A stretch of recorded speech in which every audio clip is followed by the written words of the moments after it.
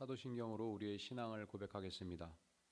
전능하사 전지를 만드신 하나님 아버지를 내가 믿사오며 그 외아들 우리 주 예수 그리스도를 믿사오니 이는 성령으로 잉태하사 동정녀 마리아에게 나시고 본디오 빌라도에게 고난을 받으사 십자가에 못 박혀 죽으시고 장사한 지 사흘 만에 죽은 자 가운데서 다시 살아나시며 하늘에 오르사 전능하신 하나님 우편에 앉아 계시다가 저리로서 산자와 죽은 자를 심판하러 오시리라. 성령을 믿사오며 거룩한 공예와 성도가 서로 교통하는 것과 죄를 사하여 주시는 것과 몸이 다시 사는 것과 영원히 사는 것을 믿사옵나이다. 아멘. 함께 부를 찬송은 295장입니다.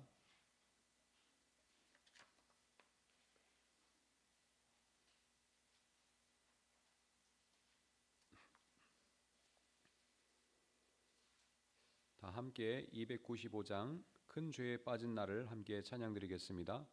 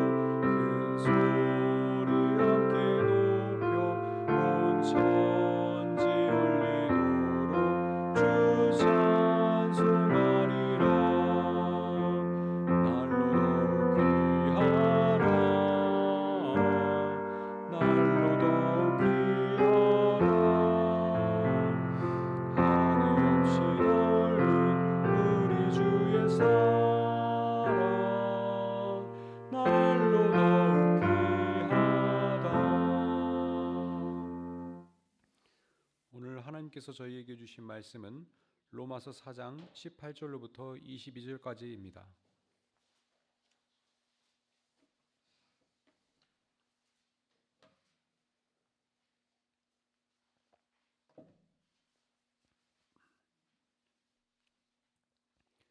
로마서 4장 18절에서 22절까지입니다.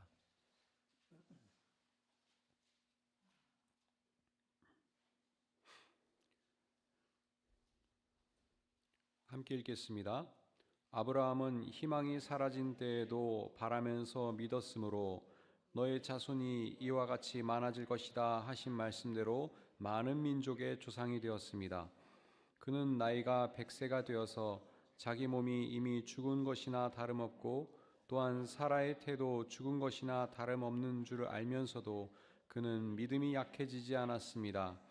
그는 하나님의 약속을 믿고 의심하지 않았습니다. 오히려 그는 믿음이 굳세어져서 하나님께 영광을 돌렸습니다. 그는 하나님께서 스스로 약속하신 바를 능히 이루실 것이라고 확신하였습니다. 그래서 하나님께서는 이것을 보시고 그를 의롭다고 여겨주셨습니다. 아멘. 사도 바울의 이방 선교는 할례 논쟁이라는 거대한 장애물에 직면했습니다. 그리스도인이 된 일부 유대인들은 할례를 특권의식의 상징으로 삼으며 이방인들에게도 이를 신앙의 필수 전제 조건으로 강요했습니다. 의학적으로나 상황적으로나 비합리적인 이 요구는 이방인들이 복음 안으로 들어오는 것을 가로막는 장벽이 되었습니다. 유대계 그리스도인들이 율법의 지엽적인 요소에 집중함으로써 바울이 헌신했던 하나님 나라 운동의 확장을 저해하고 있었던 것입니다. 바울은 그의 서신인 로마서를 통하여 일평생 깨달은 복음의 진리를 명쾌하게 논증하고 있습니다. 그는 이 서신에서 할례로 대변되는 율법주의의 문제를 정면으로 다루며 율법과 믿음의 참된 관계를 정립합니다. 로마서 2장 29절에서 그는 이렇게 말하였습니다. 오히려 속사람으로 유대사람인 이가 유대사람이며 율법의 조문을 따라서 받는 할례가 아니라 성령으로 마음에 받는 할례가 참 할례입니다. 이런 사람은 사람에게서가 아니라 하나님에게서 칭찬을 받습니다. 바울의 결론은 명확합니다. 할례를 받았는지의 여부는 그리스도인이 되는 것의 본질적인 요소가 될 수 없습니다. 그리스도인이 되는 것의 본질은 예수님이 선포하신 하나님 나라 운동에 합류하여 그분의 제자로 살아가는 결단에 있습니다. 참된 믿음으로 예수님처럼 살아가는 것이야말로 율법의 본뜻을 온전히 실천하는 것이기에 바울은 로마서 3장 31절에서 다음과 같이 단언합니다. 그러므로 믿음으로 말미암아 우리가 율법을 폐합니까? 그럴 수 없습니다. 도리어 율법을 굳게 세웁니다. 그리고 이어지는 로마서 4장에서 바울은 그의 논증을 구약 성서의 대표적인 인물인 아브라함에게로 연결합니다. 그는 아브라함이 모든 신앙인의 모범이 되는 이유가 결코 할례라는 행위 때문이 아니라는 사실을 강조합니다. 로마서 4장 2절에서 바울은 아브라함은 그의 행위로는 하나님 앞에서 자랑할 것이 없었다고 밝힙니다. 그리고 그는 3절에서 창세기 15장 6절을 인용하여 이렇게 말합니다. 아브라함이 주님을 믿으니 주님께서는 아브라함의 그런 믿음을 의로 여기셨다. 바울은 로마서 4장 10절에서 특히 이 의롭다 여김을 받는 것이 아브라함이 할례를 받기 전에 일어난 일이라는 것을 강조합니다. 즉 할례는 하나님으로부터 의롭다고 인정받기 위한 전제 조건이 아니라 하나님께서 그의 믿음을 보시고 의롭다고 인정해 주신 후에 그 약속을 기억하기 위해 주어진 표식일 뿐입니다. 하나님의 은혜는 인간의 행위, 업적 혹은 종교적 관습 이전에 미리 주어지는 선물입니다. 만일 할례가 약속을 얻기 위한 전제 조건으로 이해된다면 이는 약속이 하나님의 은혜에서 비롯되었다는 사실을 부정하는 것이며 따라서 자비로우신 하나님을 모독하는 것이 되어버립니다. 사도 바울은 이러한 사실을 상기시키면서 아브라함이 하나님으로부터 의롭다고 인정받은 것은 오직 하나님께 대한 믿음 때문이었다고 말합니다. 따라서 할례를 받지 않은 이방인이라도 아브라함의 믿음에 참여한다면 아브라함의 후손으로서 살아갈 수 있는 길이 활짝 열려 있게 됩니다. 아브라함이 할례받지 않은 상태에서 걸어간 그 믿음의 발자취가 우리 앞에 활짝 열려 있게 되는 것입니다. 그렇다면 우리가 본받아야 할 아브라함의 믿음은 어떤 것일까요? 오늘 우리가 함께 경청한 본문 18절은 아브라함이 지녔으며 우리가 그로부터 본받아야 하는 믿음의 본질을 명확하게 알려주고 있습니다. 18절 말씀입니다.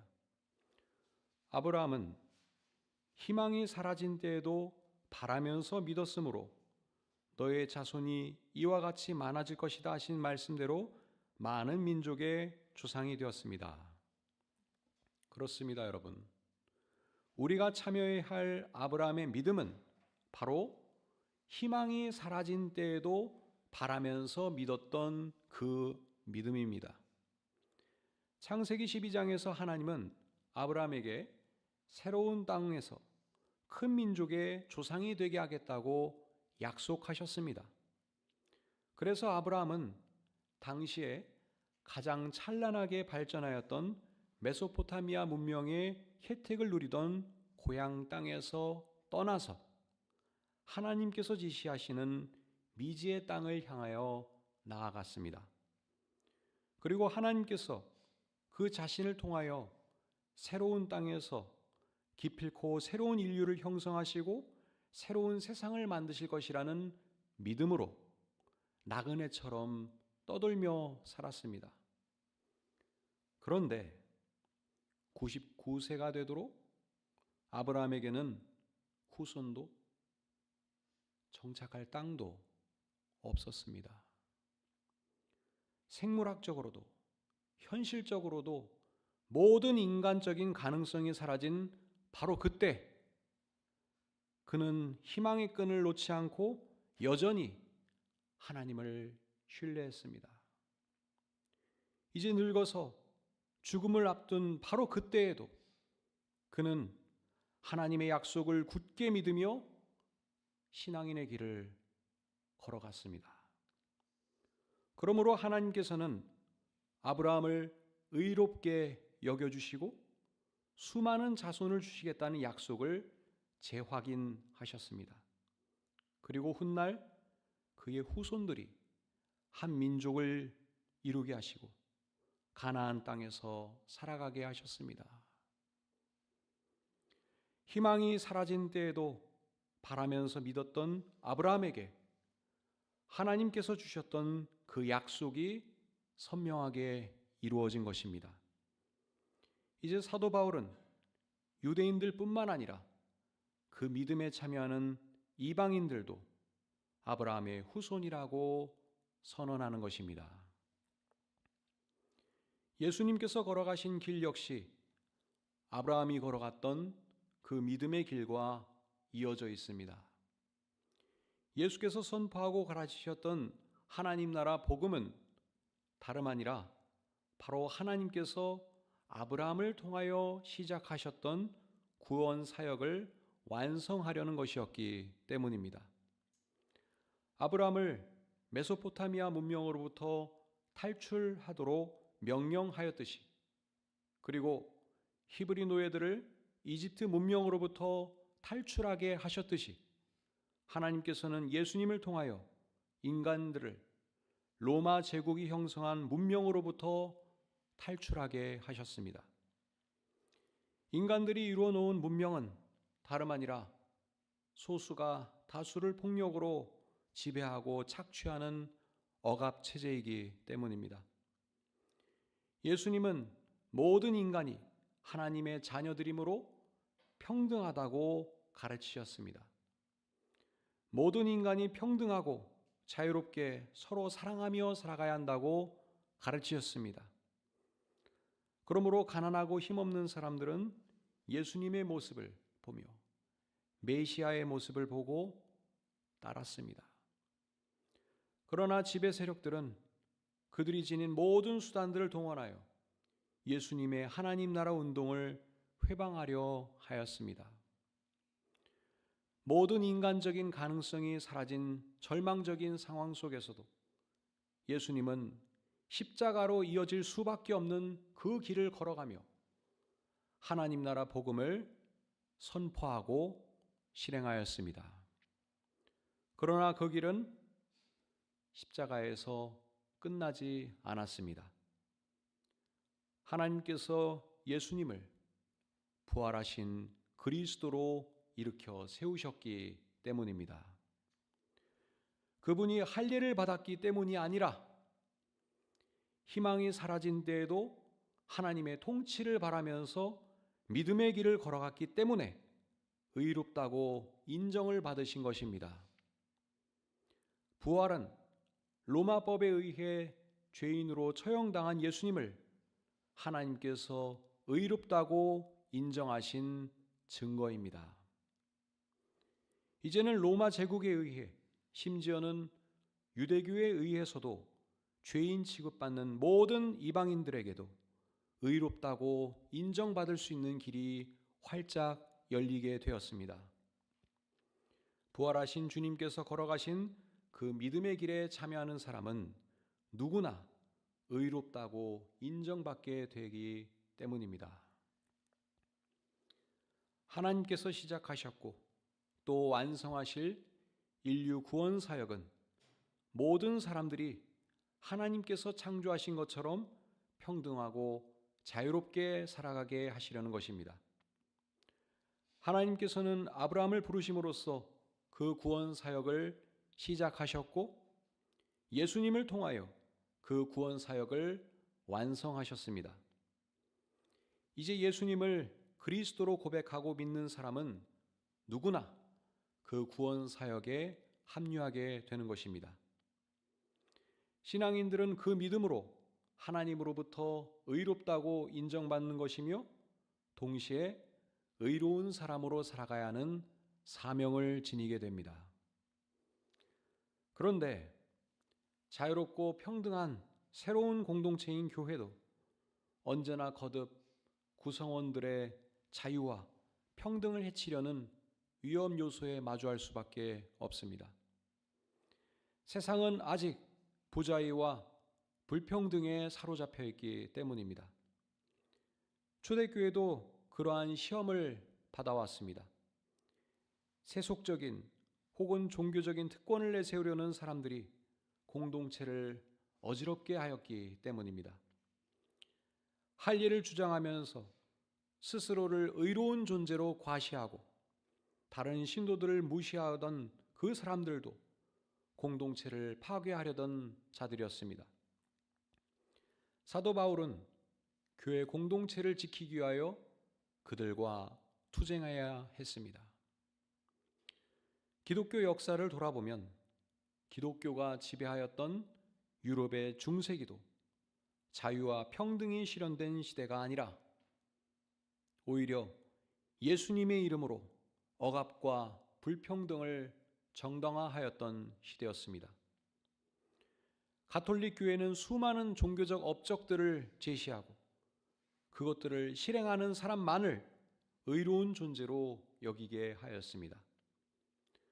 그러한 부조리에 저항하여 종교개혁을 감행했던 마르틴 루터는 우리는 업적을 행함으로써가 아니라 오직 믿음을 통해서만 구원에 참여하게 된다고 가르쳤습니다.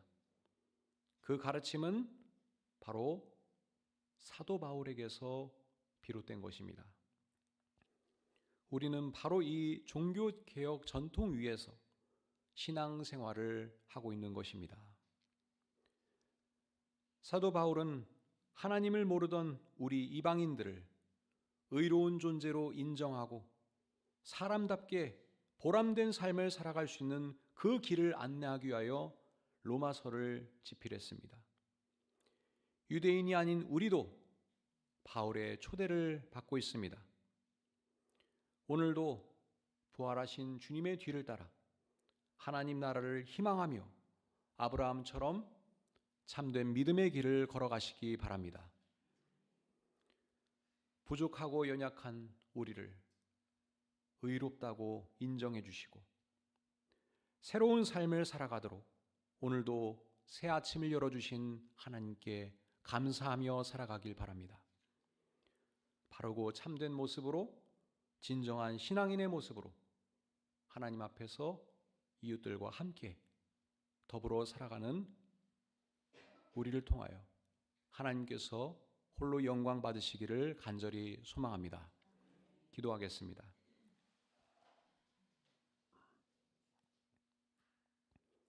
하나님, 부족하고 연약한 저희를 귀한 자녀 삼아 주시고 저희가 새로운 생명과 희망 가운데 살아가도록 길을 열어주시니 감사합니다.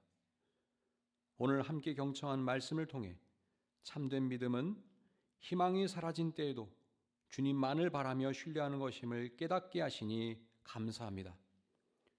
한리 논쟁으로 다투던 시대처럼 우리 안에도 여전히 본질이 아닌 외적인 것에 얽매여 형제자매들을 평가절하하고 주님의 나라를 가로막는 요소가 없는지 겸손히 돌아봅니다. 형식이나 관습이 아니라 오직 성령으로 마음에 받는 참된 할례로 주님을 향한 순전한 믿음으로만 살아가게 하옵소서.